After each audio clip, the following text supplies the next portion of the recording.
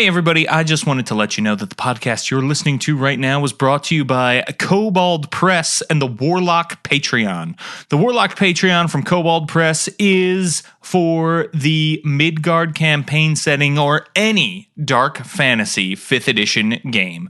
With your support, the Kobolds can make new 5e Midgard material on a regular, ongoing basis. They already are.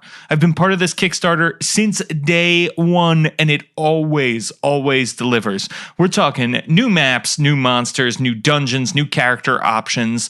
It is so incredible. You're going to want to go check it out at patreon.com/koboldpress. That's patreon.com/koboldpress to get amazing content on a regular basis for 5th edition from one of the best publishers out there. This is Tabletop Babble. I'm James Introcaso.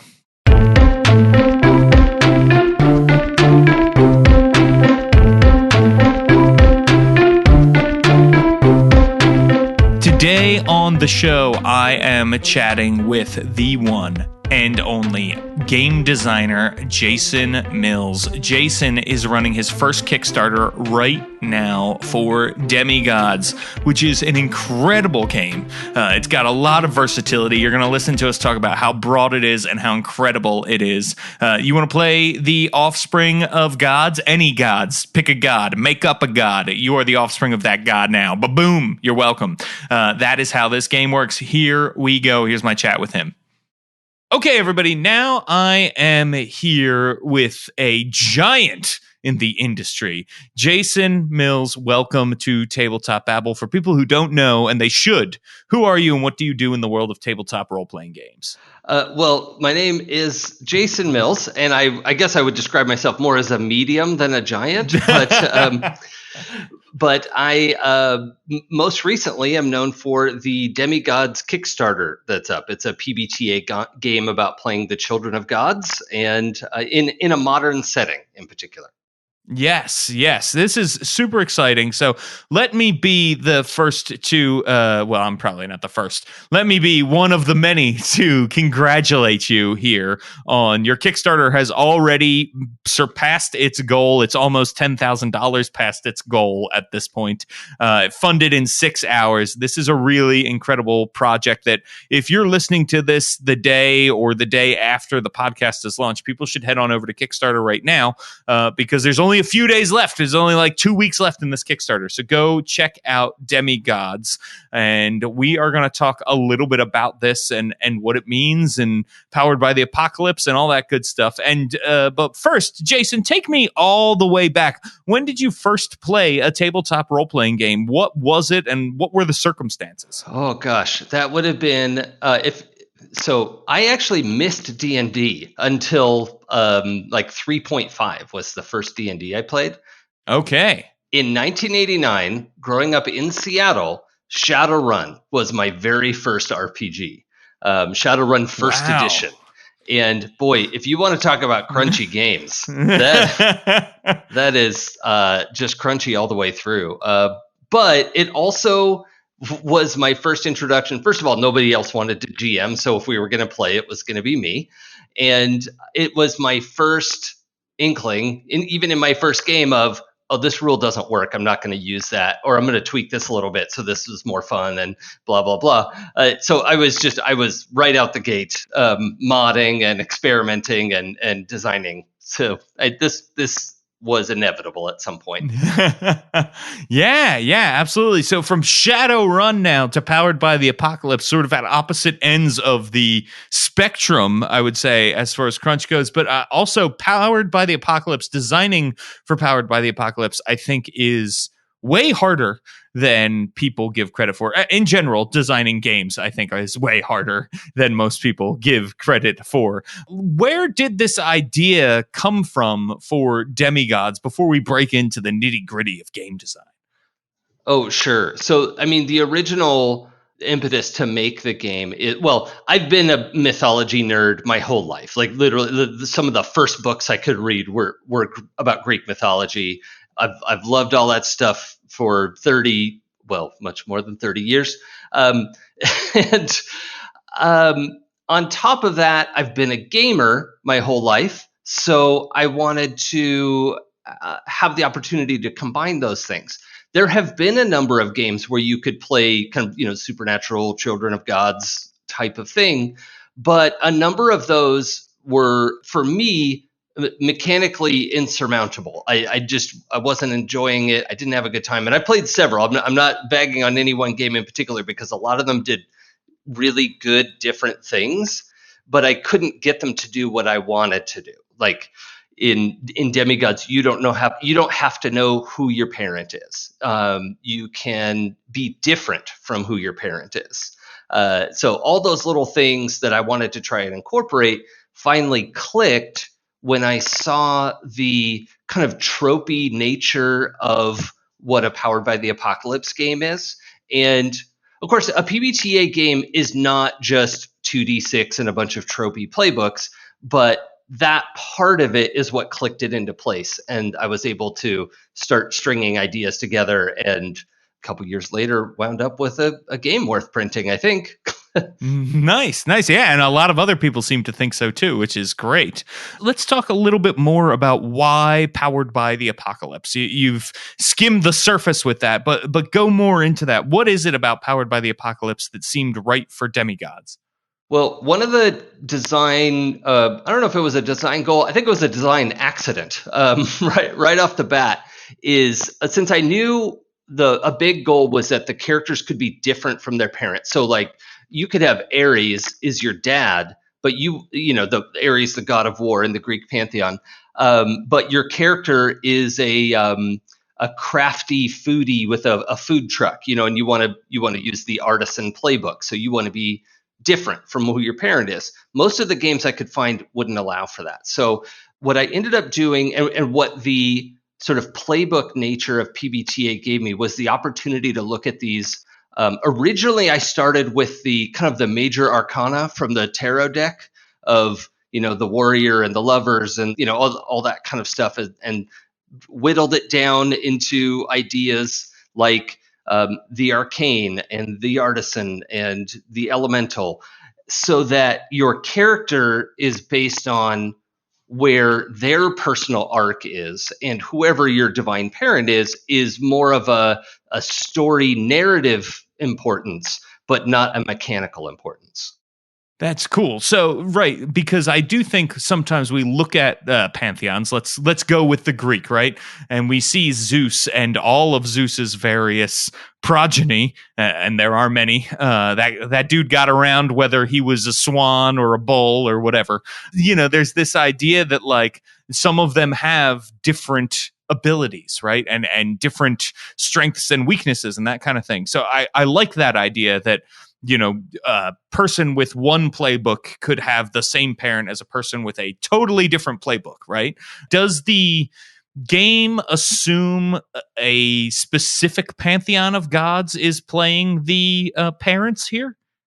No, and the other top design goal was to allow people to bring in whatever pantheon they wanted, or what even a belief system. And I've added some belief systems that are from my own mind, which, brace yourself on those ones. But the idea is that you can mix and match everything. You could play a campaign, let's say, just with the Greeks. Like if you wanted to do the sort of Percy Jackson style and focus on one particular group, you definitely can play it that way. It doesn't hurt the game.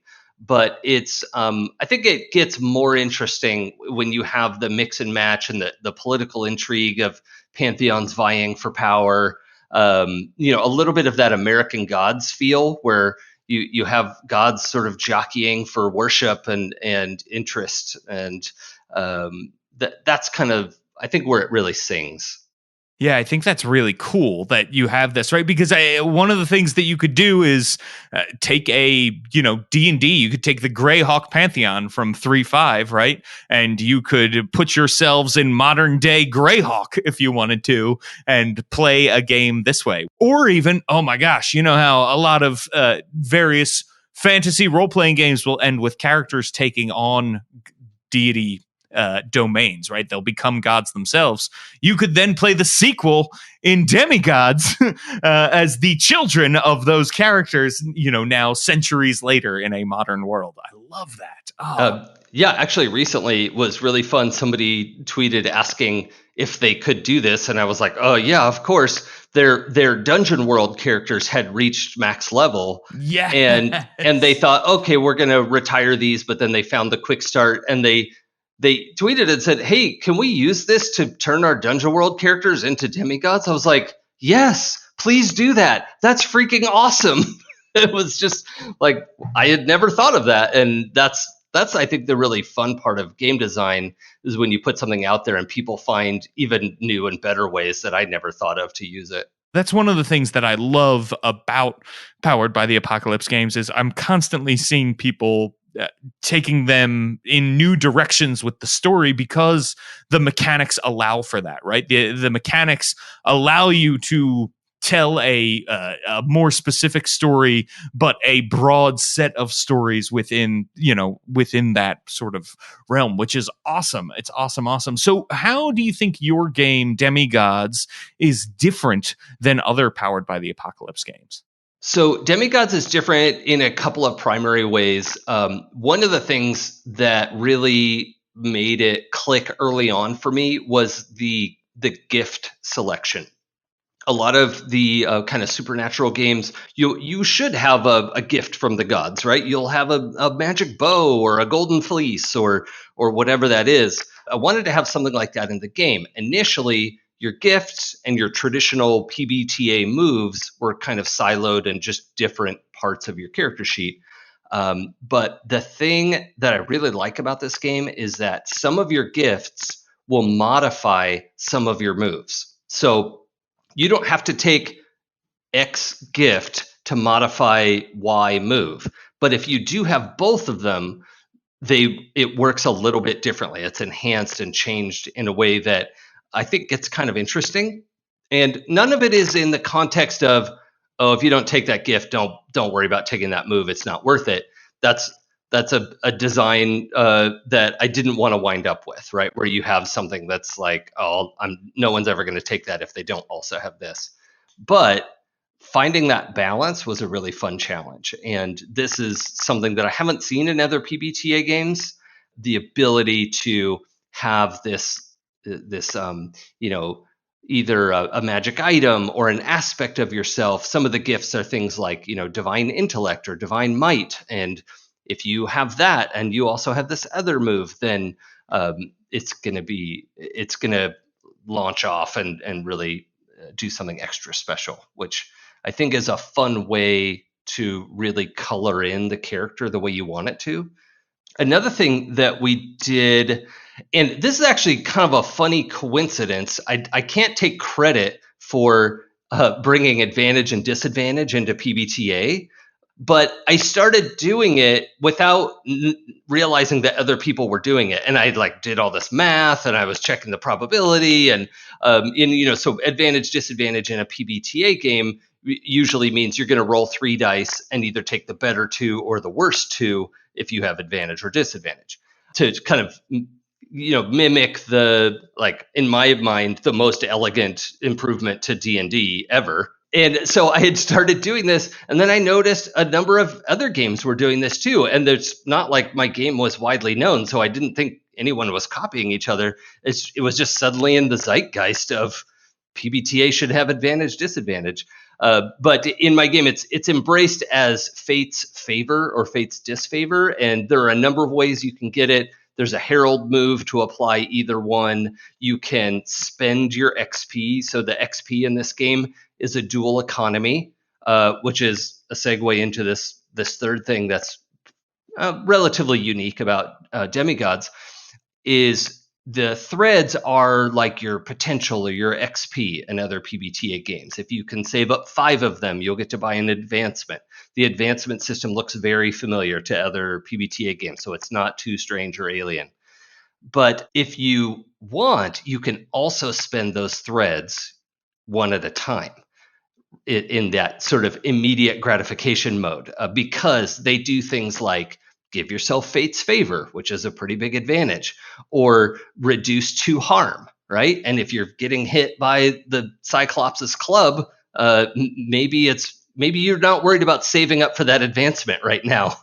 It has led to some really fun, tense moments of, oh man, I'm only 1 thread away from an advancement, but I'm about to get smacked off this mountain.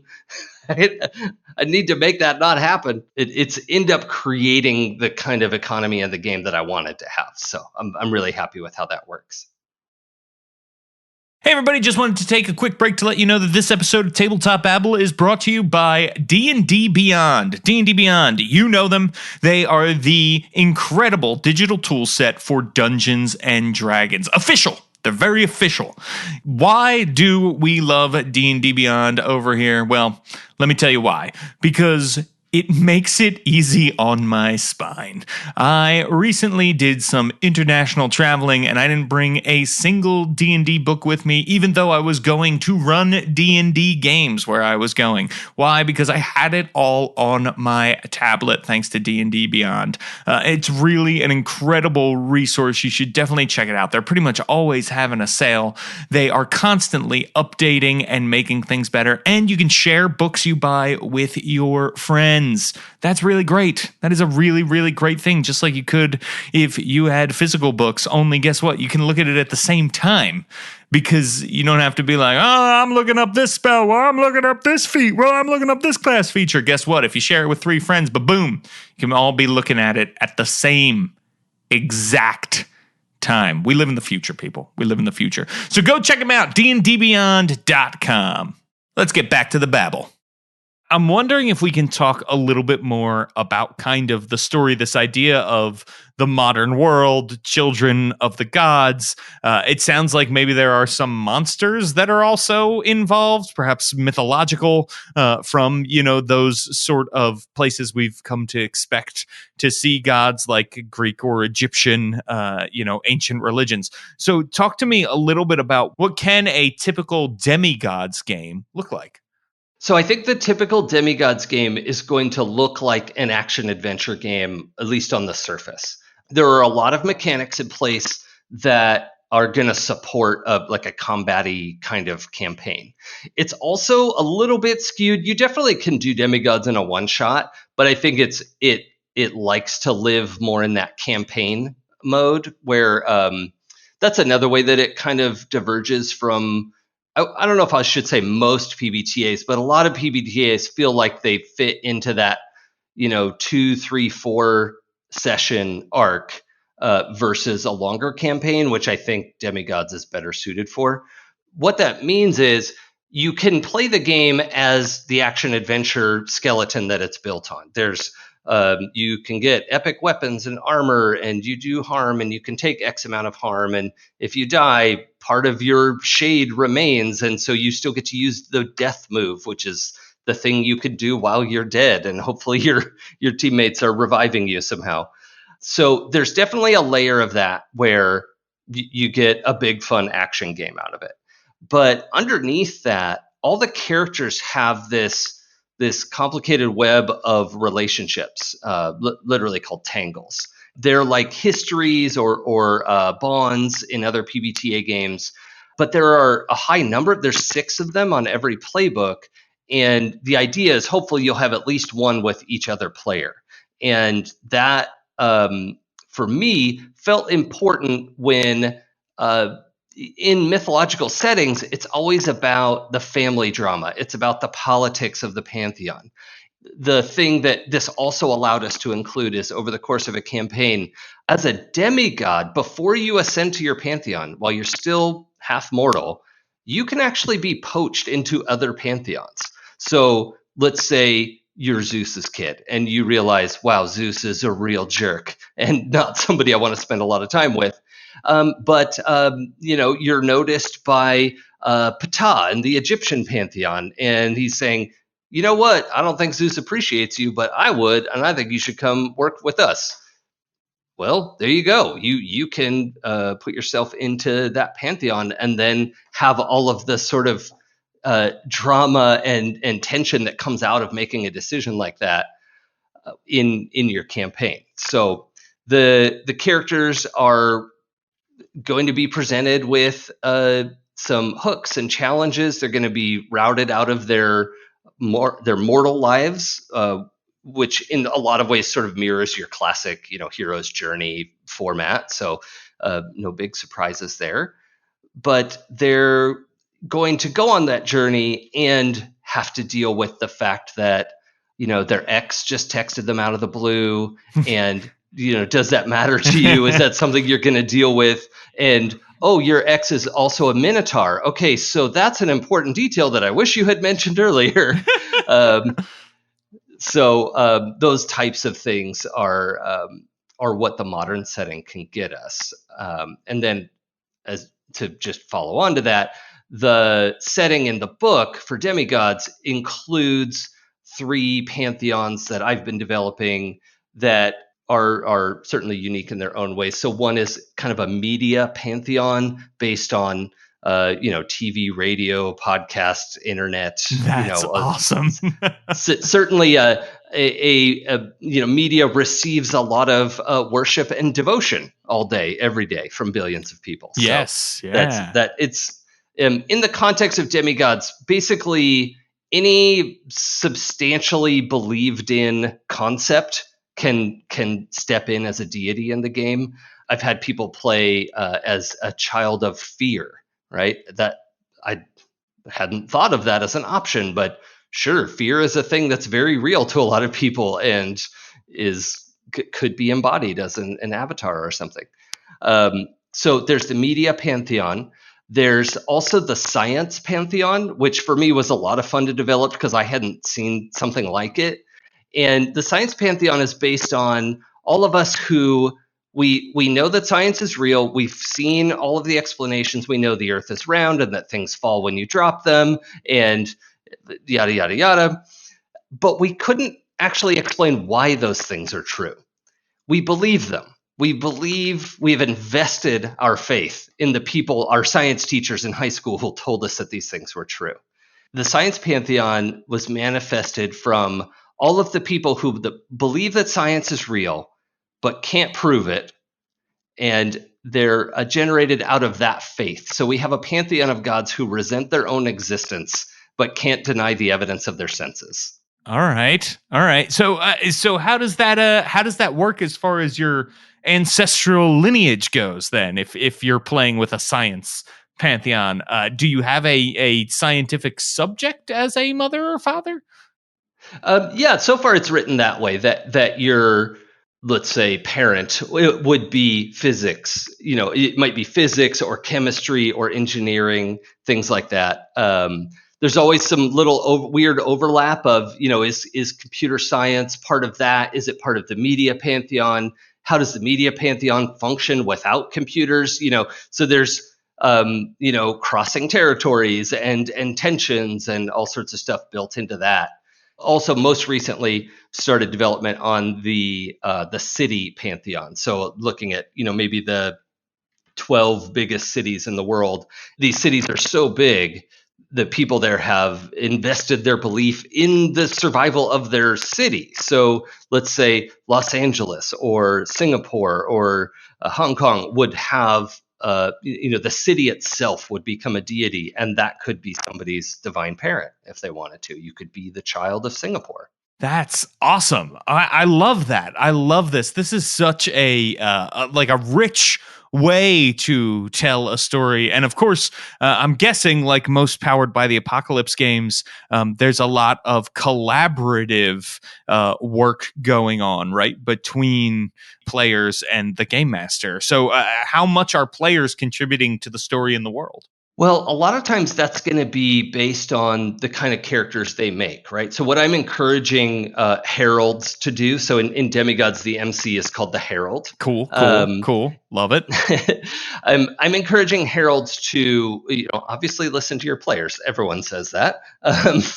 And if your players bring in, 4 or 5 different pantheons that they're all interested in, I would encourage you to dive into those. There's a ton of material in whatever they brought you. And if you were really hoping to bring in the city pantheon and have the spirit of New York involved, maybe encourage one of them to take that. But my kind of bottom line gut check is, if everyone put these 5 pantheons in, I should focus on using those. And it's going to make it more complicated if I do, in a good way, right? It's going to tie them together. It's going to make their choices matter. And that's what you want to avoid, is having someone feel like, oh, cool, I picked this and I chose this, and then it's never come up in conversation. That doesn't feel so good. So my primary encouragement is to create characters together, listen to your players, and also for the players to listen to each other, right? Sometimes it makes sense, if you were thinking, oh yeah, I'm going to make a child of a Norse god, and somebody else was thinking the same thing. It doesn't mean you can't. Maybe you want to collaborate that. Maybe your siblings, maybe your cousins, and suddenly it's much more interesting. Maybe you're both Loki's child, but you don't know that, because Loki looks like somebody different to each of you. That all of that stuff just feeds into the richness of the story your group will build. And so, if they're all picking more, sort of traditional ancient religions, like, maybe don't worry about the science pantheon right off the bat. If you find a fun way to incorporate it later, great. But, really try to echo what they're giving you. Looking at then Demigods, you're speaking of creating awesome stuff. There is some amazing art on this, and there are some amazing people working on this. Do you want to talk a little bit about the team that you have assembled, which is massive? You've got a lot of people on this, which is great. Oh yeah, I really have to. Just a lot of good, kind people helping me on this. I couldn't have done this by myself. Our primary artist, also incredibly talented and a stroke of luck. I came across her work on Instagram a couple years ago and managed to set up a working relationship. And we started doing these character portraits. And all the while, she was still working in animation. And the sad part of the story is, it came time to do some more artwork for the book. And she got in touch and said, well, I'm working for this company called Marvel and Boom Studios, and I'm doing all their cover work, and I don't have time. Like, she was very sweet about it, because, sorry, I should say her name is Amelia Vidal. And she is currently, I think, the primary on Power Rangers and a couple other, pretty big titles out there. I've heard whisperings of some of these properties that she has worked for. Yeah, this Marvel thing, I have a feeling, is going to be big. I have a feeling that's going to be very big. Yeah, it might take off. I wished her well, and hopefully it'll do well. She was such a wizard. If I could show people the sort of tangled mess of a paragraph that I would send her, and then she just, like alchemy, turns it into these gorgeous character portraits. It was incredible. I don't think any of them had more than a couple of back and forth emails of clarification and whatnot. But I should also say, part of that is because of my art director, Adam West, who is not the Adam West who played Batman, obviously, but Adam is a costume designer out here in LA, and was able to help me get the pre-sketches of my garbled paragraph so that could go with my description to Amelia. Amelia's in Argentina, so we didn't have a lot of sit-down meetings, and the three of us working together really made those portraits happen. And me like 10%, and the two of them sort of making that art exist is. There have been points where I slowed down on development, and then I'd look up the art and get inspired to write my game again. So it was just a great relationship working with her. I should also mention I was lucky to bring in for the cover. We have a different artist. We actually have the front cover and the back cover, which I haven't revealed yet. I'm saving it for a little bit further into the Kickstarter. But the cover of the book is done by Minerva Fox. And she's done a lot of really cool projects. She's the I think, artist and writer for Heavy Metal Sailor Moon, which is as rad as it sounds. If we could make it work, man, if there was a comic book in the future, that would just be amazing. We're still trying to work out the details. So, but yeah, Minerva putting that cover together was also a huge contribution to the team. Well, that is super, super incredible. And I do hope there is a comic book in your future because that would be awesome. If people want to learn more about Demigods, where should they go and what should they do? Probably step one would be to go to my webpage, which is demigodspbta.com. And there you can download the quick start rules, which is most of what you need to get started. Some of it might feel a little vague. It is, they're not totally complete as a quick start, but there's enough there. There's all the playbooks. There's the art. You can definitely get a sense of how the game is played. People are going to be playing it at Gen Con, so it's definitely fully playable. After you download that, there's also a link to go to the Kickstarter and support us at some level there. And honestly, like, any level of support is so appreciated. It's just it sounds so cheesy, but it's literally a dream come true to be publishing this book. It's something I've wanted to do forever, and I just feel so lucky to have the team that I've had to make this incredible thing, and now it's all happening. It's very exciting. Well, I am super excited for you, and let me be the first to officially congratulate you, because during this podcast you went over the $10,000 overfunded. Oh, no kidding! So let me be the That's first awesome. to congratulate you on that. Yes. So very, very cool, very exciting. There's still more than 20 days left at the time of this recording. By the time this reaches people's ears, though, there will be limited time. So go check it out. Jason Mills, thank you so much for coming on. Please come back. I'd love to talk with you more about game design and story and role-playing games. That would be awesome. I'd love to be back anytime. Thanks for having me. That was a great interview. Thank you so much to Jason Mills for coming on and being my guest. People, do you want to help out Tabletop Babble? Of course you do. Of course you do. So head on over to iTunes, leave us a 5-star review, help other people find the show. I have a new review to read for you. When you leave us 5 stars, I will read it out loud. You can make me say anything you want. I will credit you. However, this name is really hard to pronounce in that it has no vowels unless you count sometimes Y. So I'm just going to spell it for you. This is capital LCLGXLYG space LH space LYCLGXLGXLGZK capital G. Whew. And their review says, James Introcaso is a talented game designer and a student of the hobby, hosting podcasts on Don't Split the Podcast, live play sessions with Demon Plague, and contributing to Wizards of the Coast's official source books, including Ghosts of Saltmarsh. The DM's Guild Adept interviews some of the most interesting personalities and RPG designers, and his interviewing skills almost rival his DM chops. Follow James's work on World Builder blog for advice, commentary, and where dolphins. Well, thank you so much for this review. It is, I appreciate it. And, your name is standing out there as one of the greats. But seriously, thank you so much for this review. And please, people, it really helps other people find the show. I can't stress it enough. Head on over to iTunes, create a free account, rate us, rate all the other podcasts you love. It is hugely, hugely helpful. Also, if you want to help out the show, I do have a Patreon. It's patreon.com/Introcaso, where we're giving away all kinds of good content. Every month, I'm doing a live stream Q&A where I'm talking about all kinds of good stuff.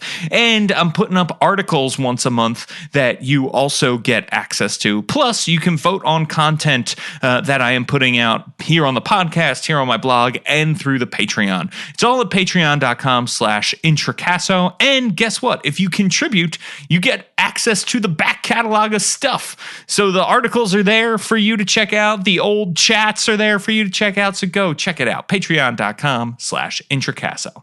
All right, people. Don't forget to check me out over at worldbuilderblog.com and at twitter.com/James Introcaso.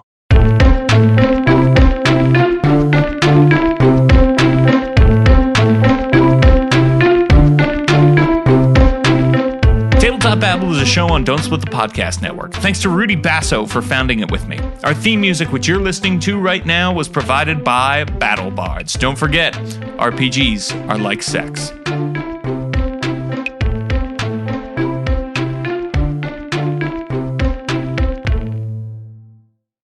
Demigods is a new tabletop RPG about modern myths and legends. You just heard me talk to creator Jason Mills about it.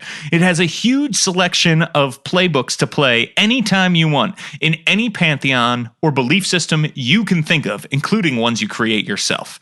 Demigods is kickstarting July 9th through August 8th. For more information and a quick start of the game system, go to demigodspbta.com and follow Jason Mills on Twitter at It's Probably Okay. Are you a god? And also, I wanted to let you know about Nerdarchy. Nerdarchy has their first ever Kickstarter for out-of-the-box encounters. And guess what? It is funded and smashing through the stretch goals. The Book of Encounters is designed to make running 5th edition effortless. Each encounter in the book is full of content and can be used to fill in the gaps between adventures while traveling, hook your characters into a new story, or have entire campaigns built around them. We're talking meaty, delicious encounters. The book is packed with wilderness and dungeon encounters and has all areas of play covered, from sword and spell slinging to puzzles to social interaction and so much more. The Nerdarchy team is collaborating with amazing people to make this book a reality, including Matt Mercer, DSPN's own Lisa Penrose, and yours truly. You can check out all of the awesomeness at nerdarchy.com. Tell them DSPN sent you.